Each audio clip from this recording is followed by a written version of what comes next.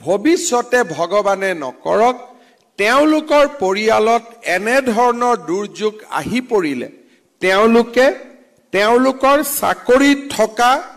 ৰেচিডুৱাৰী চাকৰি থকা কালছোৱাত পূৰ্ণ দৰমহা পাব আৰু ৰিটায়াৰমেণ্টৰ পিছতো অৰ্থাৎ যদি কৰ্মচাৰীজন জীয়াই থাকিলহেঁতেন তেওঁৰ যিটো ৰিটায়াৰমেণ্ট হ'ব সেই ৰিটায়াৰমেণ্টৰ পিছতো যদিও কৰ্মচাৰীজন আমাৰ মাজত নাই তেওঁ পেনশনো পাই থাকিব আমাৰ এই ধৰণৰ ব্যৱস্থা অসমত আমি বৰ্তমান ৰূপায়ণ কৰি আছো এটা নতুন পদক্ষেপ লৈছে যে সৰ্বশিক্ষা অভিযানত ঠিকাভিত্তিক শিক্ষক ৰূপে কাম কৰা আটাইকেইজন শিক্ষকক ৩৫,০০০ শিক্ষকত অসম চৰকাৰত নিয়মীয়াকৰণ অৰ্থাৎ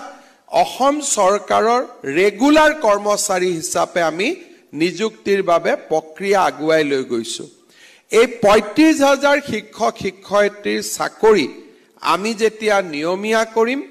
ভৱিষ্যতে ভগৱানে নকৰক তেওঁলোকৰ পৰিয়ালত এনে ধৰণৰ দুৰ্যোগ আহি পৰিলে তেওঁলোকে তেওঁলোকৰ চাকৰিত থকা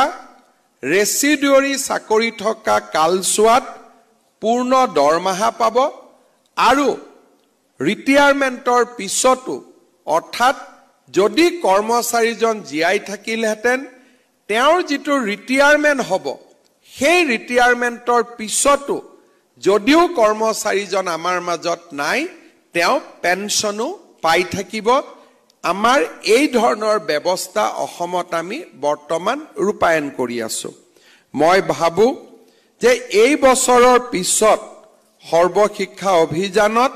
ঠিকাভিত্তিক শিক্ষক নোহোৱা হ'ব আৰু পৰিয়ালটোৱে এটা সামাজিক সুৰক্ষা